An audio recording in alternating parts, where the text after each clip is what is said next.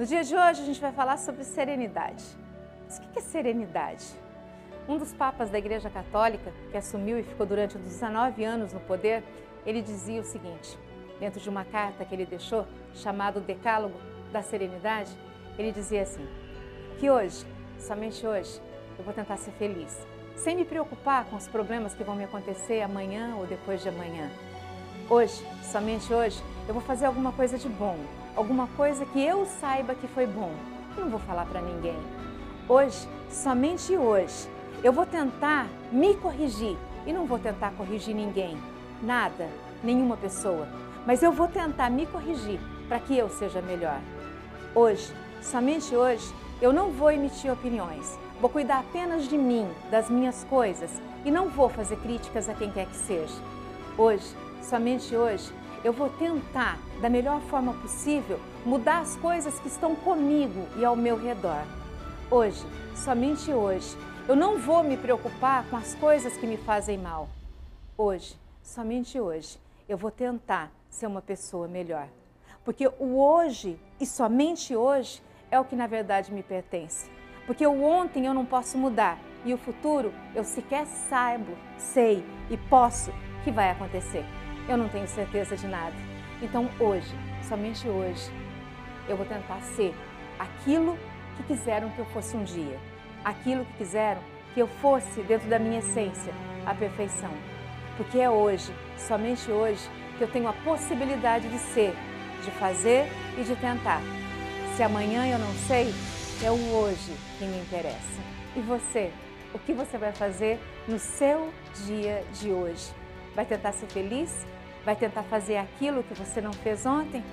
Hoje, somente hoje, tente não colocar mais à frente aquilo que você está deixando. Mesmo que você erre, mas você vai ter uma possibilidade de acertar. Agora, se você não tentar, você não vai conseguir nunca. Muitas são as pessoas que deixam para depois e não conseguem fazer aquilo que realmente sonham e aquilo que realmente querem. Não te importe muito com o que as pessoas vão pensar.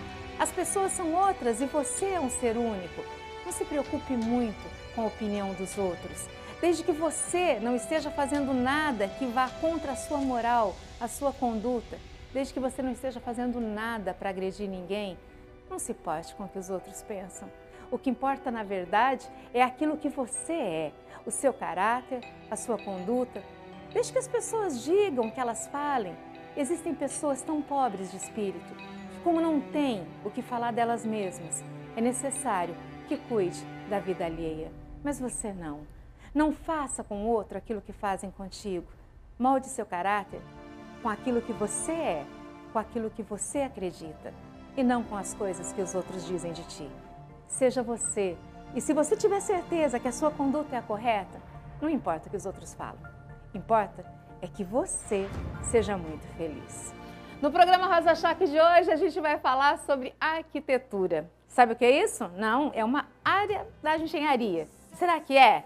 Dizem que a engenharia é o corpo e a arquitetura é a alma. Até onde isso é verdade? E as mulheres que fazem da arquitetura a sua vida, os seus sonhos, acreditam nela e vão adiante tentando ser feliz também. E a nossa convidada de hoje tem sobrenome parecido comigo, mas não é parecido tanto não. Vem pra cá, Brenda Lee, muito obrigada pela sua presença no nosso programa, querida.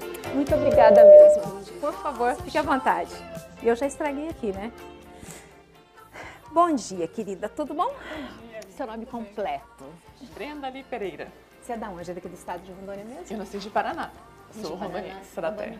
Da terra. Seus pais vieram para cá há muito tempo?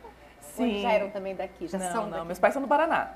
Meu pai é de Jacopitã, no Paraná, uma cidadezinha bem pequenininha. Minha mãe já é de Foz do Iguaçu.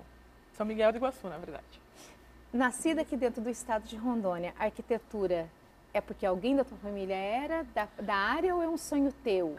Sonho meu. Desde, acho que do terceiro ano, assim, do primário. Eu já queria, 9 anos eu já começava a desenhar.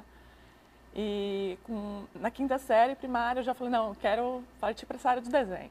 Aí minha mãe falou assim, pode fazer desenho industrial ou arquitetura. Mas acho que a arquitetura tem mais a ver com você, porque é um campo maior, né? Tem muito mais...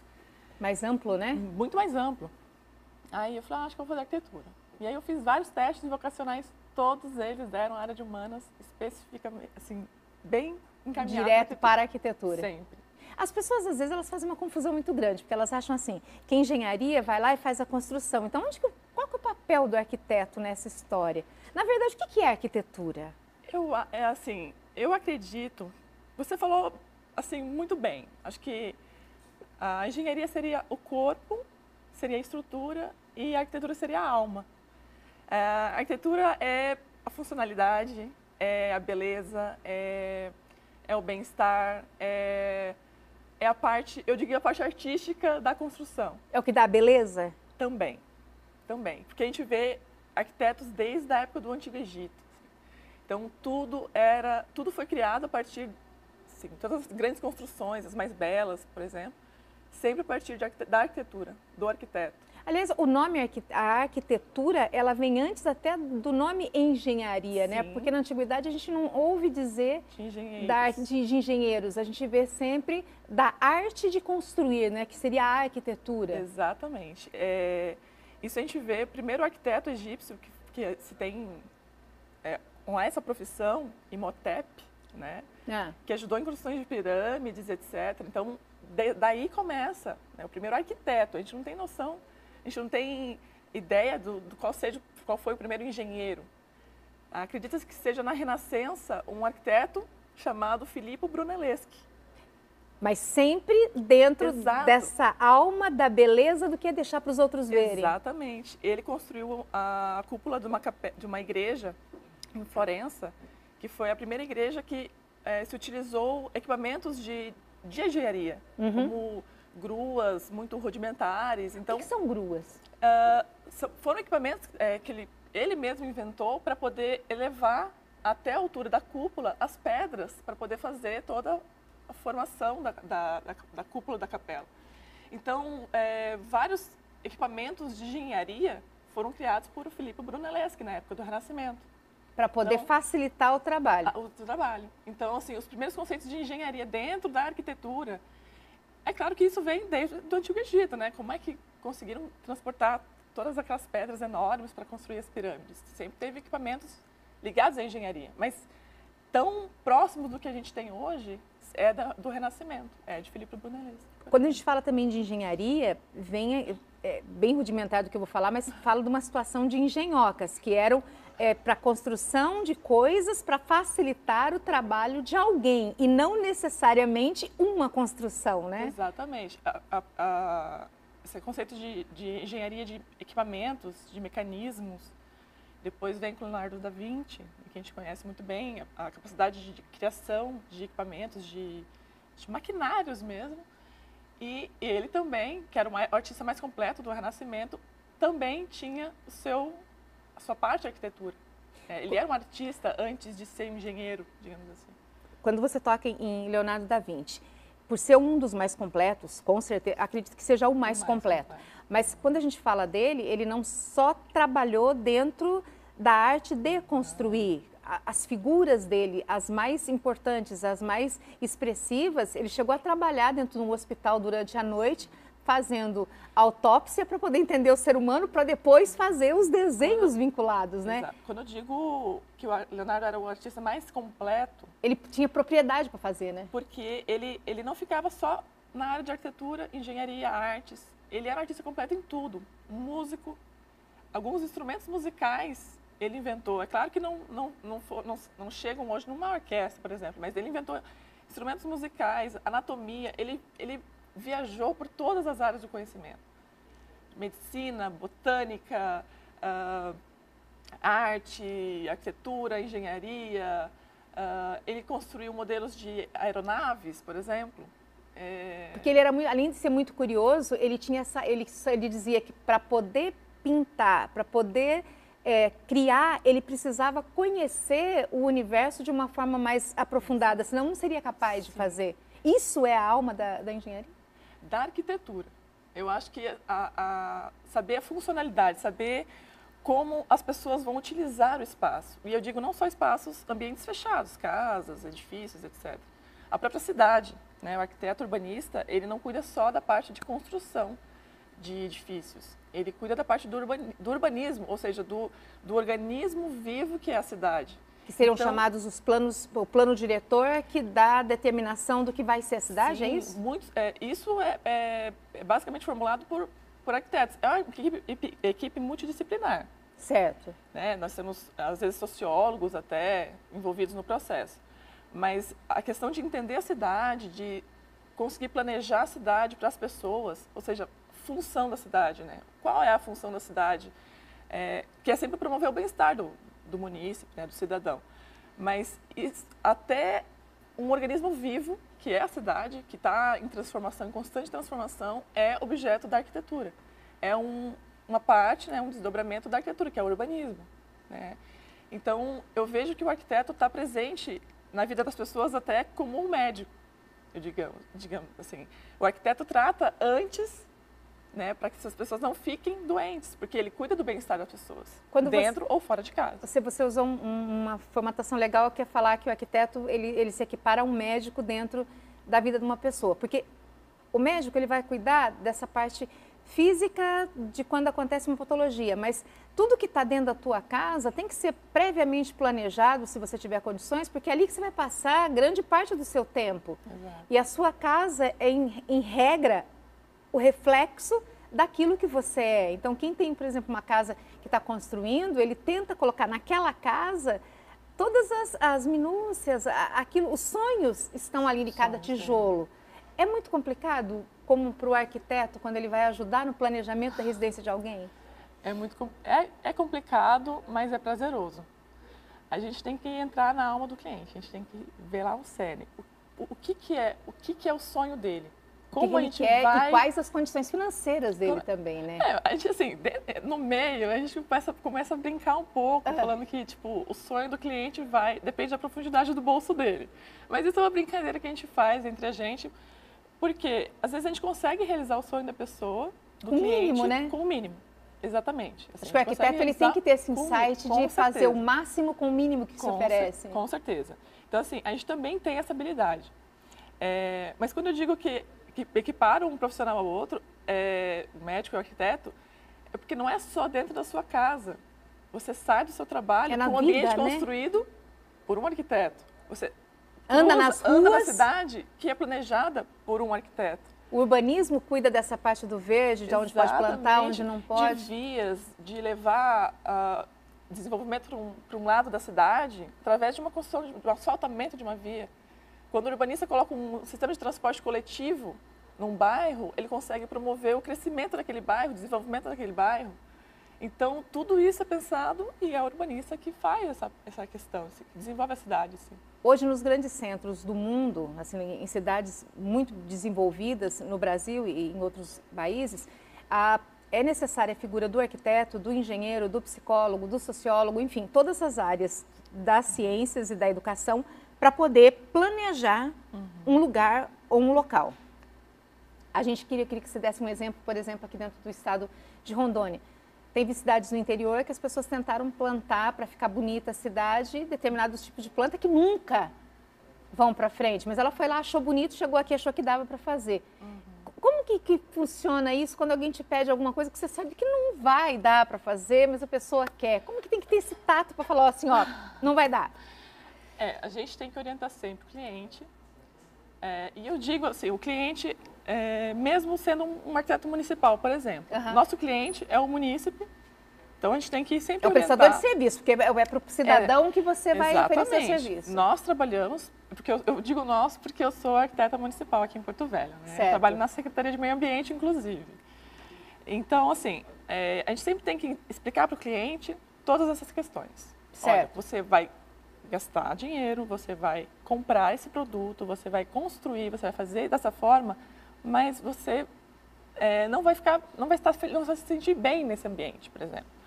Você vai pintar essa parede dessa cor, mas você pode sentir... Você vai gostar hoje, só que daqui uns dias você vai enjoar. Você pode cansar. Você vai fazer um ambiente grande desse um espaço amplo, mas vai ser complicado de você mobiliar, porque você vai ter uma abertura aqui, vai ter outra abertura aqui. Você sempre tem que orientar o cliente, mas ele sempre tem razão, porque é ele que é o sonho dele. Mas é o teu papel informar. Sempre orientar. clientes e clientes. Tem clientes que você mostra o projeto, implanta, ele tá quando a gente vai construir. E já tem clientes que, beleza, tudo bem, a gente vê durante a construção. E aí vai alterando o seu projeto e você tenta... Projeto de 6 meses dura 1 ano.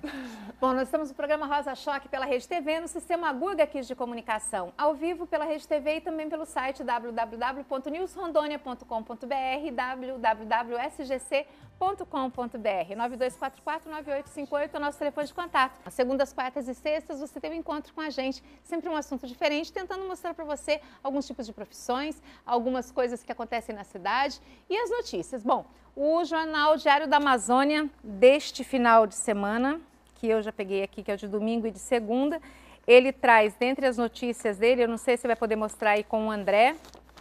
Vai para aí, André, ou não?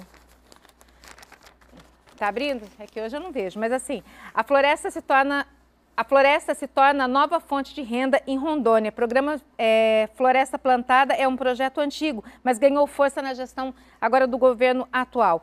Essa é uma das manchetes que a gente tem no jornal e também a situação de franquias que apresenta crescimento na cidade de Porto Velho. As franquias são aquelas marcas que as pessoas trazem para a cidade e que já tem vários lugares têm a mesma coisa e elas trazem. É uma marca que tem, por exemplo, de lanches, de roupas, tem no Brasil inteiro, tem no mundo inteiro. E as pessoas compram o direito de utilizar aquela marca, mas tem que usar o mesmo modelo. São as manchetes do Diário da Amazônia. Jornal que é escrito, que você pode adquirir nas bancas ou então fazer assim a sua assinatura e também pela internet. Diário da Amazônia, todos os dias aí nas bancas para você poder... ter a notícia de qualidade. Nós estamos falando hoje aqui com a Brenda ali, que é arquiteta. Aí a pergunta, você trabalha dentro do município, certo? Sim. Trabalha no município, na Secretaria Municipal. A gente tem mostrado, às vezes, aqui no programa, um monte de enchente, assim, a água, carro rodando, enfim. Se tem um plano, por que isso acontece? Olha, muita gente joga a culpa na usina. Eu não posso dizer exatamente qual é o motivo. Ano passado eu sei que o motivo foi muita chuva na cabeceira dos rios que formam o Rio Madeira. Certo. Esse ano eu acredito que seja por causa do assoreamento do Rio Madeira. Ou seja, que é isso? O que é assoreamento? Quando o rio recuou, as águas recuaram, muitas casas ficaram com 3 metros de lama. Certo. Todo aquele material que ficou dentro aqui do território do município, você imagina quanto disso não ficou dentro dos bueiros? Do rio. Do rio mesmo? Do rio. Certo. Então, o assoreamento é justamente isso. É elevação do fundo do rio por esse material, por esses sedimentos. Então, é como se o fundo do rio ficasse mais alto. Entendi. E isso eleva o nível da água aqui em cima. Então, o mínimo que chover vai alagar o restante da cidade. Mas e da onde que vem isso? O Rio Madeira é um rio muito rápido. Certo. É um rio que corre muito rápido. E madeira, a gente vê troncos de madeira o tempo inteiro. O próprio nome do rio. Então, todo esse material é das margens do rio. Isso vem desde dos rios que formam o Rio Madeira. O que eu estou dizendo é o que eu... pelo que eu li, não entendi. Eu acredito mas, que seja, mas né? acaba tendo um fundamento, porque se o fundo estava aqui, ele passa a ser aqui, a água vai transbordar muito mais rápido por causa disso. Mas e dentro aqui da cidade? Por exemplo, a gente viu ali na Rio de Janeiro, perto de um supermercado ali, que a água subiu meio metro na rua. Isso é a tubulação. Eu acredito que seja a tubulação. Não é muita parte de arquitetura, não, mas assim, eu acho que é a tubulação de esgoto, de água pluvial, que é um diâmetro muito pequeno, foi dimensionado por uma quantidade de chuvas que tinha há um certo tempo, que é isso que é previsionado. Tipo, em 20 anos, vai chover assim. A maior quantidade de chuvas que teve foi essa, então essa tubulação comporta. Só que com a construção da usina, inclusive, o clima muda. Então, nós temos períodos chuvosos mais longos agora. Eles começam muito mais cedo e terminam muito mais tarde. Então, e a gente não tem um dia aqui em Porto Velho que não chova, exatamente, né? Se não chover de manhã, é tarde, mas chove. Antigamente, você via que em abril já não chovia mais. Pelo menos não, é um relato que as pessoas falam. Pra gente que morou no interior, a gente tinha 6 meses de sol escaldante com uma poeira absurda. Exato. De passar mal. E você vê que aqui até o mês de maio está chovendo. Então, é uma coisa que mudou-se o clima por causa da construção da usina. Mas isso não é porque, tipo, não é uma coisa ruim. Que seria tão ruim se a cidade tivesse tivesse se preparado para isso. Entendi. Né? E as compensações seriam para isso, seriam para todas essas adaptações da cidade para o novo clima, para a nova estrutura de cidade, crescimento, né? E o que não ocorreu, que acabou não acontecendo. Então, por isso que existe tanto alagamento, porque a cidade não está preparada para essas mudanças. Digo no clima, digo na própria cidade, no próprio urbanismo. E tem uma notícia de 1983 que tiveram enchentes muito parecidas com a de agora, e não tinha usina. Eu acho que é mais uma falta aí de planejamento urbano. Exato. Que pode ser corrigido agora. Ou não, ou é difícil. Sim, não, pode ser corrigido sim. Nós temos verba federal para mobilidade. E está sendo feito? Tem alguma coisa que está sendo feita nesse sentido? Projetos tem. Eu digo que acho que a busca por recursos ainda está sendo um pouco tímida com relação ao município. Nós tivemos um planejamento de mobilidade urbana, por exemplo, grande. Foi noticiado, inclusive, essa questão da verba, mas... não sei, nessa época eu não estava mais no município, eu fiquei um certo tempo no estado, mas eu não consigo dizer qual foi o motivo que não foram implementados os programas. Projetos não entraram. Mas eu digo que projetos tem, projetos de drenagem, projetos de mobilidade urbana, projetos na área da saúde, da educação, acho que sim, todos eles existem. Mas ainda não saíram do papel ainda. Eu acho que a busca por recursos ainda está um pouco tímida. Esses recursos são federais? Tem recursos federais, tem recursos... o próprio governo do estado consegue fazer essa articulação para uma parcela da verba ir para o município para ser tratado isso. O estado estava asfaltando ruas em várias cidades do interior. Mas isso aqui... é uma obrigação, mesmo aqui no não era obrigação do estado, exatamente, né? A Rua da Beira, por exemplo, era uma parceria... Onde entra o DENIT nessa história? Exatamente. A Rua da Beira e os viadutos seriam uma parceria município-DENIT, que a gente viu que não deu certo. E devido à reclamação muito constante e paralisações e fechamento de vias da Rua da Beira, o estado interviu, assumiu a obra e está entregando a Rua da Beira asfaltada. Então, mas então foi uma obra do era estado. uma obrigação do DENIT, que o DENIT não fez, o estado puxou para si, a responsabilidade fez. Exato. Agora, aí fica uma pergunta, né? Porque, em regra, quem cuida do DENIT é alguém que é indicado por um político. Isso é regra. Eu não sei quem é o político que indicou, mas aí era legal o político que indicou verificar quem ele indicou para ver se essa pessoa está fazendo, né? Porque quem indicou teve voto de Rondônia. Então, era legal que visse. E se não está funcionando, vamos trocar, né? Porque é pago com o dinheiro da gente. Então, o Estado, se não precisasse assumir uma situação que era do DENIT, ele teria dinheiro para investir em outras coisas. Então, não dá para ficar culpando só o Estado. Então, vamos ver aí quem faz e vamos ver se a pessoa consegue resolver a situação. A população deveria fazer esse papel de cobrar. Né? Porque, afinal, mesmo o indicado por alguém está lá porque a população permite. Mas está lá porque a população permite e a população elegeu o político que indicou. Também, então, vamos cobrar de quem indicou também. Exatamente. Eu acho que a população deveria ter esse papel de cobrar. De cobrar, mesmo, né? Ser mais participativa na questão política mesmo, do município, do estado. E como mulher dentro de uma profissão que antigamente era genuinamente de homens, tem preconceito ou não? É tranquilo? Eu acho que tem muito mais preconceito da mulher dentro da engenharia. Porque o arquiteto, como ele, todo mundo que fala de arquitetura também pensa que é arrumar flor, né? Exato, a grande parte lida dessa forma. Um ex-prefeito chegou para mim e falou mais ou menos isso mesmo, que tinha um posto de saúde feinho e que ele falou que nem ele iria lá naquele posto de saúde, como se o político fosse no Sistema Único de Saúde. Mas enfim. Enfim, né? Uma opinião dele. Daí ele disse que ele chamou um arquiteto para fazer uma... decoração. Como se fosse isso, como se a nossa profissão fosse embelezar uma coisa que está feia. E não é só isso, digo, tá? Não é só isso, porque às vezes o arquiteto, ele tem o arquiteto de decoração, mas mesmo assim tem uma ciência nisso. Você não bota 2 sofás no mesmo lugar, tem todo um estudo de cores, de espaço. Isso tem trabalho. Arquitetura de interiores. Existem cursos de pós-graduação com relação a isso. Então não é uma coisinha boba, tipo, não é um decorador. Não é uma coisa que o cara pode chegar em você e falar assim, vai lá e faz para ser arquiteto. É uma coisa que você tem que ter conhecimento, acho que prática é essencial.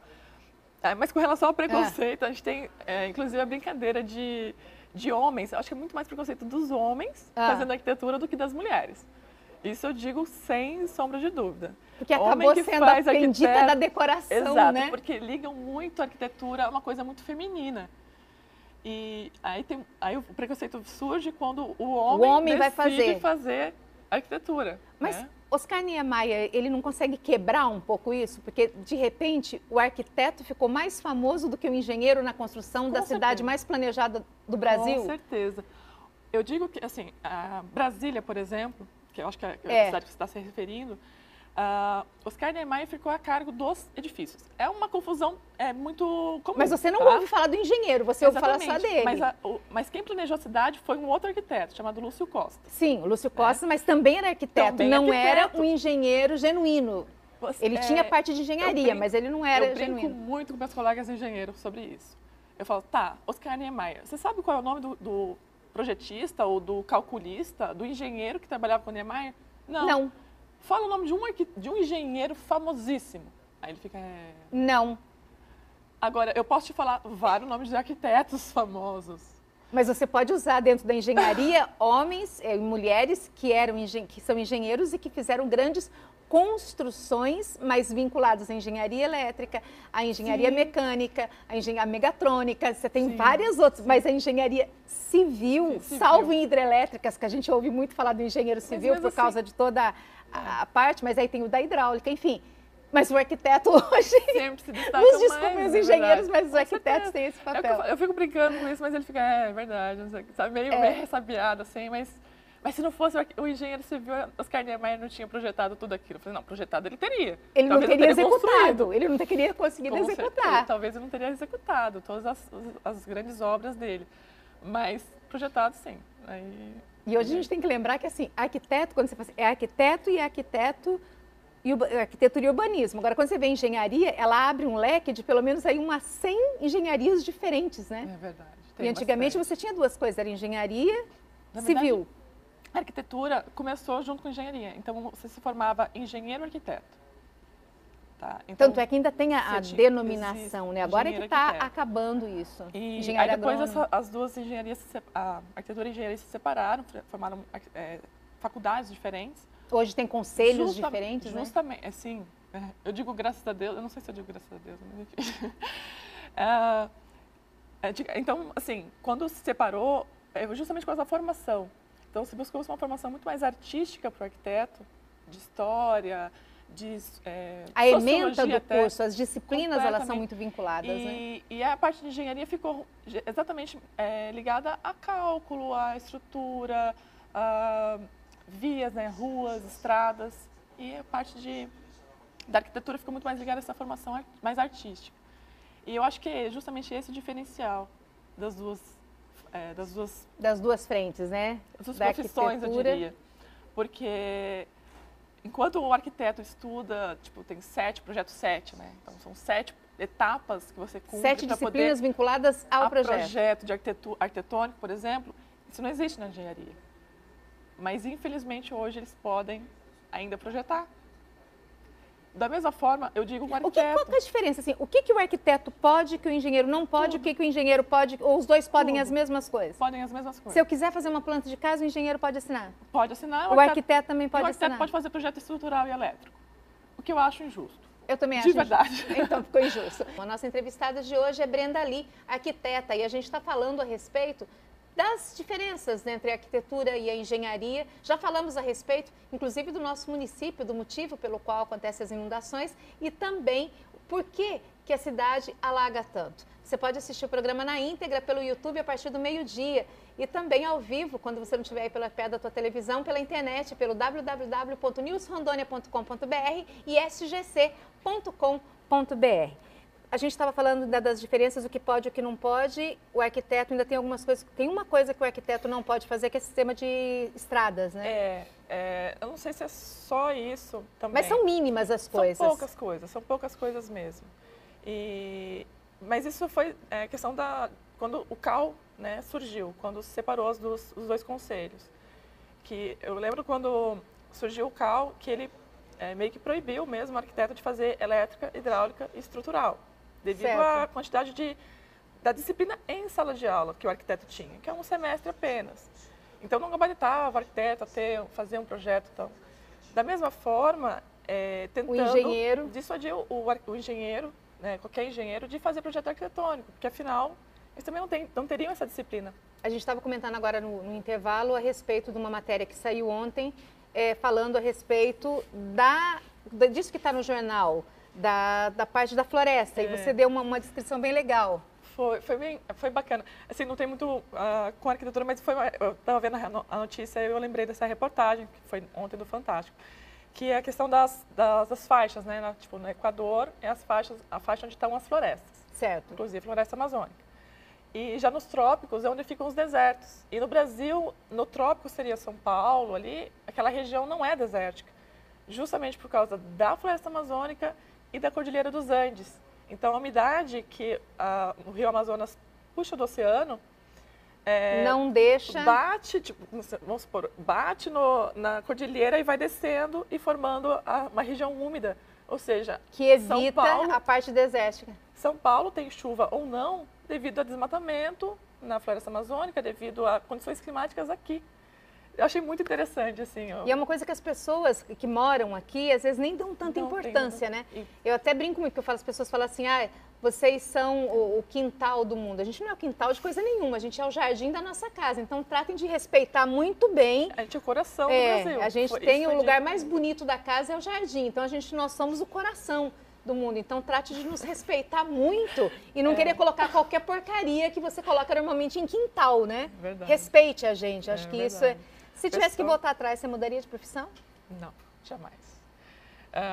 Também uma outra brincadeira que a gente faz no meio que a gente ganha pouco, mas a gente se diverte. Eu adoro minha profissão. E quando a gente... fazer outra coisa. Eu tenho 2 irmãs médicas. Tá? Minha irmã mais velha e minha irmã mais nova são médicas, especialistas, etc. Mas eu não mudaria de profissão de jeito nenhum. Não tenho mínima aptidão para a área de... Outra área que não fosse exatas até eu pensaria. Quebra um galho. Mas a parte de saúde não iria. Não iria. Hoje, se você fosse voltar assim para estudar, o que você estudaria mais, que você achou que não fosse ter importância na tua profissão hoje, que você deixou meio passar assim? Eu acho que bioarquitetura, a questão de construções sustentáveis, que na época eu era totalmente contra essa questão de ecologia e justamente fui cair na Secretaria de Meio Ambiente hoje, né? Então, teve que, na tua prática, agora, a teoria teve que ser outra agora. Agora talvez eu teria um conhecimento maior nessa relação de arquitetura de cidade com a parte de urbanismo, de árvores, de verde na cidade. Acho que bioarquitetura seria uma disciplina que eu não dei tanta importância e hoje eu acho que seria um conhecimento agregaria mais conhecimento para a minha área hoje. Para as pessoas que estão estudando arquitetura e que não dão muito valor para a área de sociologia, é importante? Sociologia, acho que... E história das cidades? História das cidades. Cidade Antiga devia ser um livro que todo mundo lesse.